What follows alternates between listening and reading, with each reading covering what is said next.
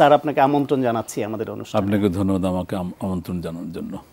Sir, এই যে আমাদের শরীরের বিভিন্ন হাড়ের মধ্যে জয়েন্ট থাকে বলেই আমরা মুভ করতে পারি, হাঁটা চলা কাজ করা, এই যে আমি হাত নাড়াচ্ছি এটা তো জয়েন্টের কাজ।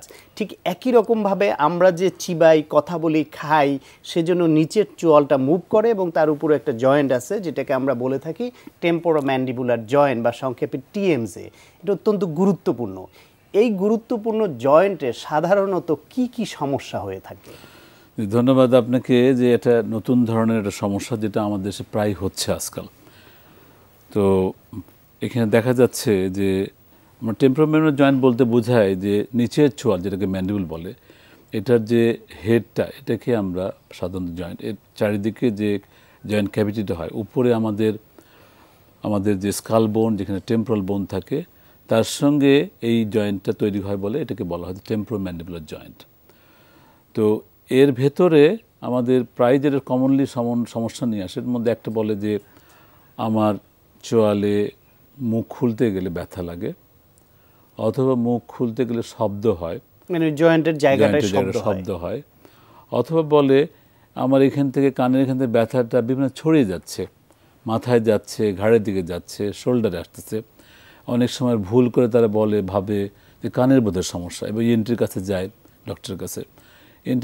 ডাক্তার সাহেব দেখে বলে না, তো তেমন কিছু নাই, এবং চিকিৎসা দেন কিন্তু ভালো হচ্ছে না।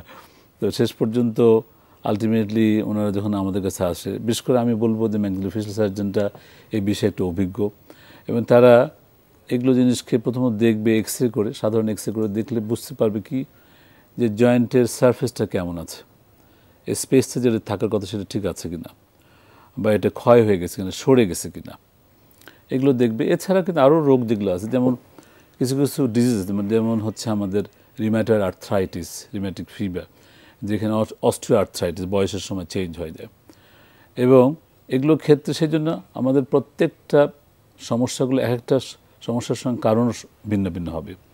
অতএব এই যে সমস্যাগুলো হিস্ট্রি জানাটা খুব গুরুত্বপূর্ণ। সেই জন্যই আমরা প্রথমে আসলে, যেমন আমি প্রায় দেখতেছি আজকাল আমার চেম্বারে অনেক আসে রোগী, এরকম ইয়াং মেয়েরা, ছেলেরা আসতেছে, এবং প্রথম হিস্ট্রিতে আমি যখন দেখি, বেশিরভাগই দেখি কি তারা তাদের লাইফ প্যাটার্ন চেঞ্জ করে ফেলেছে।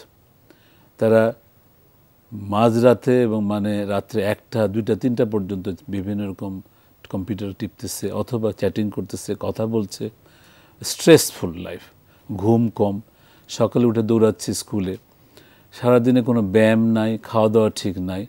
এই সমস্ত রোগী কিন্তু বেশি, এটা যেটাকে টেম্পোরাল মাসল ডিসফাংশন সিনড্রোম বলি আমরা। এর চারিদিকে যে মাসলগুলো থাকে, ম্যাসেটার টেম্পোরালিস, টেরিগয়েড মাসল, সেগুলোর মধ্যে ইনফ্ল্যামেশন হয়, তখন সে মুখটা খুলতে চায় না, ব্যথা পায়। আবার যদি দেখা যায় যে ভেতরে যে একটা ক্যাপসুল থাকে, এদের মধ্যে কার্টিলেজ থাকে, যেটা ডিস্ক বলি আমরা, এই ডিস্কটা যদি ছিঁড়ে যায়, অথবা ডিসপ্লেসড হয়ে যায়, অথবা ইনফ্ল্যাম হয়ে, সেই ক্ষেত্রে রোগী ব্যথা পায়। আর ডিস্কটা যদি একদম ছিঁড়ে সরে যায়, তাহলে এই উপরের জয়েন্টটা উপরের টেম্পোরাল বোনের সঙ্গে শব্দ করে, যেটাকে আমরা ক্লিকিং সাউন্ড বলি। মানে হা করলে সামনে গিয়ে এখানে ঘর্ষণ হয়, ফলে একটা শব্দ তৈরি হয় এবং ব্যথাও হয়। এবং আরেকটা রোগী আমরা পাই যে অনেক বয়স্ক রোগী, যারা অনেকে বলে না দাঁত লাগাবো না। দেখা যায় যে নর্মালি আমাদের কি হয়, যে একটা হাইট মেনটেন করা হয়, উপরের চোয়ালের দাঁত, নিচে চোয়ালের দাঁত দিয়ে একটা হাইট মেনটেন করা হয়। এখন যদি কারোর যদি দাঁত একদম না থাকে, তাহলে কি চোয়ালটা বেশি উপরে চলে ওভারক্লোজার হয়। তাতে করে হয় কি, এখানে লোডটা পড়ে আলটিমেট এইখানটায়, এবং সেখানে আলটিমেটলি বোনটা ক্ষয় হতে থাকে, ডিসটা নষ্ট হয়ে যায়। এবং সেই সমস্ত রোগী বলে আমি কিছুই কথা বলতে পারি, খেতে পারছি না। এবং সবচেয়ে মজার কথা, এরকম রোগী এরকম আসছে, আমি যখন বলি যে আপনি দাঁত লাগায় আসেন, সেরকম রোগী আছে আমার উপর অনেক ভীষণভাবে খেপেও গেছে, যে কী বলেন, আমার এখানে আপনি দাঁত লাগাতে বলেন। আমি যখন তাদেরকে বুঝাই যে ভাই, এইটাকে ব্যালেন্স করার জন্য আপনার যে লোডটা, সেটা হাইটটা ঠিক করতে হবে। এবং এরকম রোগী পেয়েছি যে দাঁত, আমি বলছি দাঁত আমার কাছে লাগাতে হবে না, অন্য জায়গায় লাগিয়ে নিয়ে আসেন। লাগাই নিয়ে এসে 1 মাস পরে সে সুফল পেয়ে বলতেছে ডাক্তার সাহেব আপনার কথাটাই ঠিক। অথবা এই যে বিভিন্ন কারণে, এবং সত্যি সত্যি আমি এখন অনেক ইয়াং ছেলে মেয়েদেরকে ওই বাপ মাকে যখন জিজ্ঞেস করি আপনার বাচ্চা কটার সময় ঘুমাচ্ছে, বলে স্যার 2টা 3টা পর্যন্ত ঘুমাচ্ছে। তো এদেরকে প্রথমে বলি লাইফ প্যাটার্নটাকে আগের মতো করো, সুন্দর করো, কন্টিনিউয়াস কম্পিউটার করবা না, কন্টিনিউয়াস চ্যাটিং করবা না, এটা প্রথম বক্তব্য দিই। আবার কিছু কিছু রুগী আছে ডিপ্রেসিভ ইলনেসে ভুগতেছে, যেমন অনেক মহিলা আছেন যাদের হাজব্যান্ড ঠিকমতো কেয়ার নিতে পারছেন বা সময় দিতে পারছে না, ডিপ্রেসিভ ইলনেস থেকেও কিন্তু হতে পারে এরকম ব্যথা। অতএব এই যে বিভিন্ন কারণে ব্যথা, এইগুলো নিয়ে আমাদের কাছে আসতে, সেই জন্য ভেরি ইম্পর্টেন্ট আপনি বলেছেন যে হিস্ট্রিটা ইম্পর্টেন্ট। হিস্ট্রি দেখে আমাদেরকে ঠিক করতে হবে, তারপর ফিজিক্যালি আমরা দেখব, সিটি স্ক্যান করে এমআরআই করে দেখব যে এখানে কী চেঞ্জ হয়েছে, সমস্যাটা কোথায়, কতখানি। অথবা দাঁত না থাকলে প্রথমে আমরা বলবো ভাই দাঁতটা ঠিক করে নেন, ব্যালেন্স করে নেন। আর এখানে আক্কেল দাঁতে সমস্যা থাকতে পারে, আক্কেল দাঁতের সমস্যা থেকে অনেক সময় হতে পারে, অথবা এটাকে দরকার ফেলে দিতে হবে। অথবা এই জিনিসগুলো খুব ছোট্ট জিনিস, কিন্তু যদি আমরা বিষয়টা না বুঝি তাহলে আমরা ইএনটি ডাক্তারকে যেতে পারি, অর্থোপেডিক যেতে পারি, অথবা নিউরো কাছে যাচ্ছি। এবং আমি অনেক রোগী দেখেছি যে কলার সাপোর্টের যে সমস্ত দেওয়া হয়, ট্র্যাকশন দেওয়া হয়, দিচ্ছে, আসল সমস্যা রয়ে গেছে তার কানের পাশে টিএমজেড প্রবলেম। অতএব আমি সবাইকে এই আজকের মাধ্যমে বলতে চাইব যে আমরা সবাই যখন এই অঞ্চলে কানের পাশে ব্যথা হবে, নিজে হা করার সময় দুই কানের হাত দিয়ে যদি আমরা চিপে দেবে দেখতে পারি, যদি এইখানটায় কানের সামনে যদি ব্যথা হয় তাহলে অবশ্যই মনে করতে টিএমজেড প্রবলেম হতে পারে, জয়েন্টের সমস্যা। অর্থাৎ কানের সামনে এই জায়গায় দুইটা আঙ্গুল দিয়ে চেপে হা করবে, বন্ধ করবে এবং সাইডে ঘুরাবে, দেখবে যেখানে তার ব্যথা বা সাউন্ড হচ্ছে কিনা। তাহলে অবশ্যই উচিত হবে একজন ম্যাক্সিলোফেশিয়াল সার্জনের কাছে যাওয়া। স্যার, এই ক্ষেত্রে যাওয়ার পরে আপনারা চিকিৎসার লাইফস্টাইল মডিফিকেশন, তার যে ধরনের পরিবর্তন, স্ট্রেস রিলিফ করা, সেটা তো আপনি বললেন, এর বাইরে চিকিৎসার প্রয়োজন হলে কি করেন? এই জন্য প্রথম দিকে আমরা যেটা করি, আমাদের স্টেপ বাই স্টেপ কয়েকটা স্টেপে করি। প্রথমে আমরা তো তাকে বললাম লাইফ প্যাটার্ন ঠিক করো। 2 নম্বর বলি কি যে একটু ফিজিওথেরাপি বা ওয়ার্ম কম্প্রেশন দেওয়া হোক। মানে যে কোনো ইনফ্ল্যামেশন ব্যথা হলে আমরা সেখানে যে শেক দিই, যেমন মাজার ব্যথা, পায়ের ব্যথা, শেক দিতে বলি, ঠিক এইখানেও আমরা বলি warm compression, mostly moist warm compression দিতে পারলে ভালো হয়।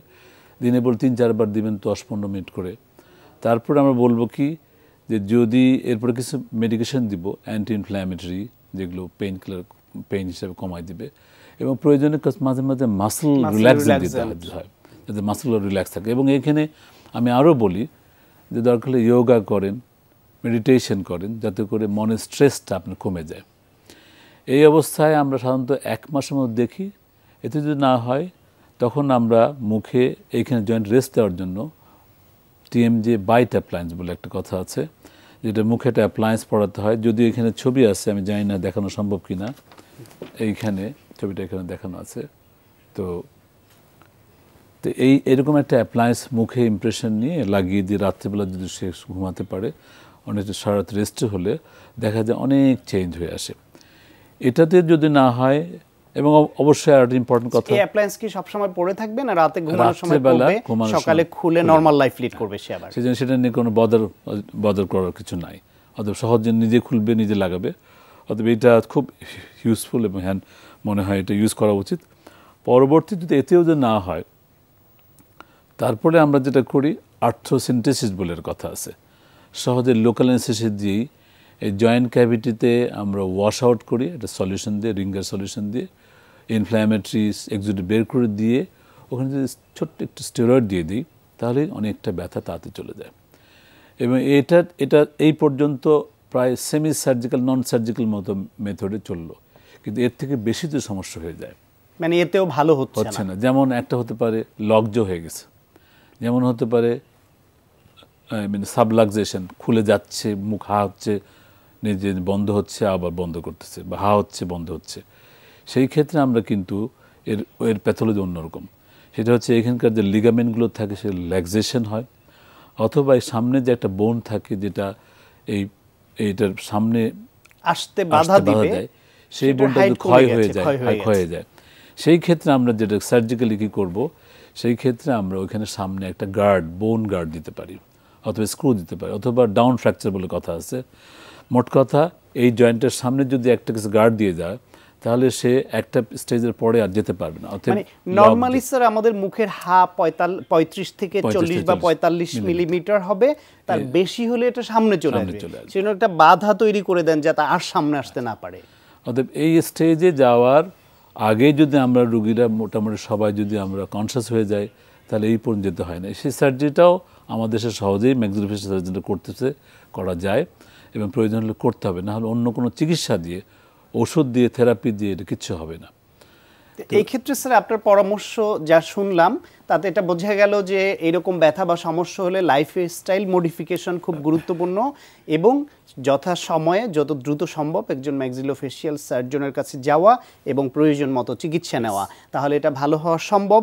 যদি এটা জটিল হয়ে যায় তখন সার্জারি করতে হয় এবং এই সার্জারিটা একটু জটিল সার্জারি, সেদিকে না গিয়ে পারলেই ভালো। তবে এই সার্জারি দেশে আমাদের দেশে অনায়াসে খুব সুন্দরভাবে করা যায়, এই জন্য কোনো সমস্যা নাই। তবে আমাদের চেষ্টা করা উচিত সার্জারিতে না যাওয়া, কারণ এরকম একটা জয়েন্টে সার্জারিতে না গিয়ে ম্যানেজ করতে পারলেই ভালো। আপনাকে অনেক ধন্যবাদ। আপনাকে ধন্যবাদ, সবাইকে ধন্যবাদ জানাই। প্রিয় দর্শক, আমরা শুনছিলাম চোয়ালের জয়েন্ট বা টেম্পোরোম্যান্ডিবুলার জয়েন্টের বিভিন্ন সমস্যা ও তার প্রতিকার নিয়ে একটি গুরুত্বপূর্ণ আলোচনা। আশা করি আপনাদের কাজে লেগেছে।